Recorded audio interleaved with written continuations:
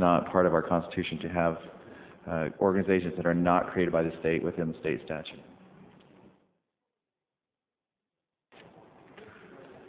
Further discussion. Representative Ferry. Thank you, Mr. Speaker Pro Tem. I first need to declare conflict of interest before speaking on this bill. My brother serves as the chairman of the SITLA board, whom this committee advises. I speak in support of the amendment that has been proposed, and the reason being is if you look on lines 129, it says a member appointed by the PTA, but on lines 127 shall represent the parent teachers organization. I have a concern that they may be able to have, they're encouraging people who do not have investment background, but they do represent a particular organization. It could be the PTA, but they're of the PTA and not someone recommended by the PTA. I think it's important if you look at the balance of this, is these individuals who are on this advisory board represent the beneficiaries who will be recipients of the monies that are held in trust on behalf of the school children. If you talk about we're taking out in our Constitution the Utah PTA, I'm not certain it's on the line above it, the Utah Education Association. I don't know if they're in the Constitution either. So if we're taking out all members that are not referenced within our Constitution, I could be mistaken, but I don't ever remember a union being part of our Constitution. So I could be wrong, but I don't know. So that being the case, I would urge your support of this. Protect the track record of the fund and the usage of the funds are exemplary. A few years ago, the fund had less than $100 million. Now, I haven't been on that committee for a couple of years, but I think it's in excess of $1 billion. So they've done quite well under the current management structure. Thank you. Thank you. Representative Hunsaker. Thank you, Mr. Speaker Pro Tem. I rise in support of the amendment. I have had some personal experience on the advisory board. Before I was in the legislature, I did serve as a member of that advisory board, and I can tell you from firsthand experience that the people appointed to that board are there because of financial expertise, not to represent just one issue. They're there because they have something to add to the overall effort of improving the investments of the state treasurer. And so I speak in strong support of the amendment. Thank you. Representative Julie Fisher. Thank you, Mr. Speaker Pro Tem. Will the sponsor yield to a question, please? Will the sponsor yield? Sure. Have you looked at this handout that shows the advisory committees that are mentioned in the code? And there's, I can't count them all, but there are probably 100 of them. Yes, I have. I've seen that handout. Okay. And then you had made the statement that they are not mentioned in code. Correct. Going to your question and the previous question, that I think they're kind of the same. It was mentioned that there's another union association involved in this this panel, this advisory committee. When we talked about this, when we worked through this and talking to legal research, all of these other committees go beyond the scope of this bill, but all of these need to be considered in the future because they are in statute, and our Constitution discourages having private entities in statute. Okay. Thank you for that clarification. I do rise in support of this bill. I feel like the amendment. I have served in PTA for many years, long ago, and in the 80s, as if my memory serves me correctly, I remember that it was a PTA member who in southern Utah discovered the inappropriate use of SITLA lands, and that that person was responsible for helping improve the way SITLA lands have been used. So I highly support this amendment and think that we need to leave the Utah Parent Teachers Association as part of the advisory committee. Thank you, Mr. Speaker Pro Tem. Thank you. Representative Lockhart. Thank you, Mr. Speaker. I have maybe this is a point of order, but I believe that the motion by the good representative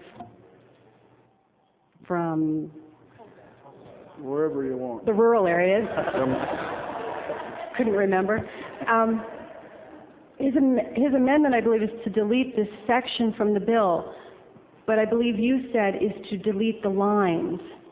And that's different. And so I think what it is that the good representative wants to do is to reinstate lines 129 and 123 and delete 136 and 137.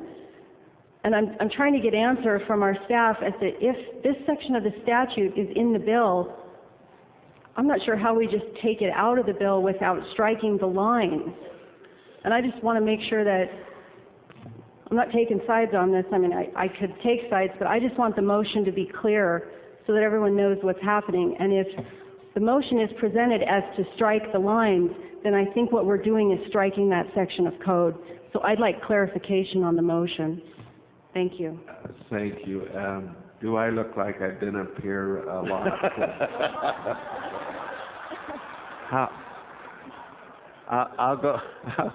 I'll go back to the maker of the amendment and let him clarify what he wants to do.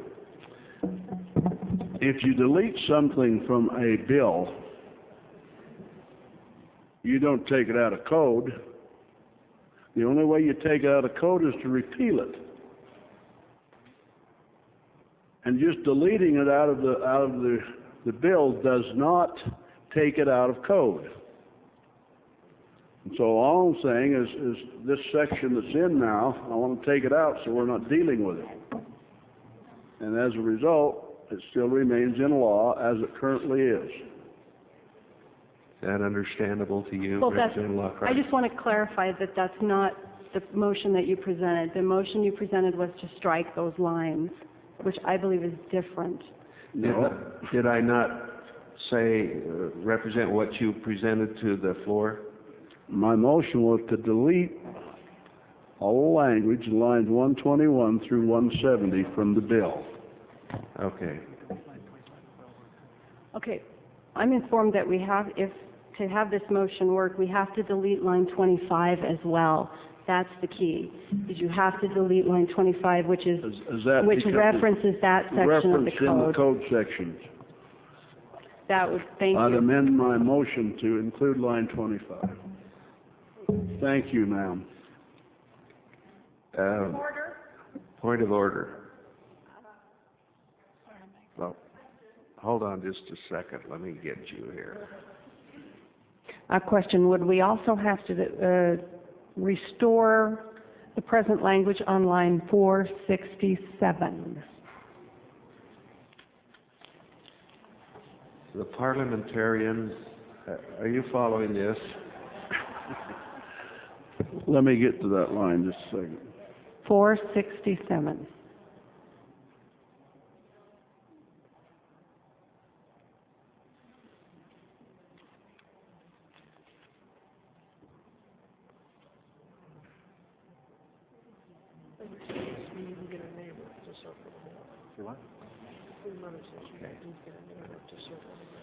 Question.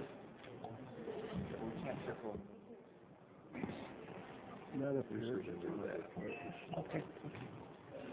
You said I don't think so. I don't think so.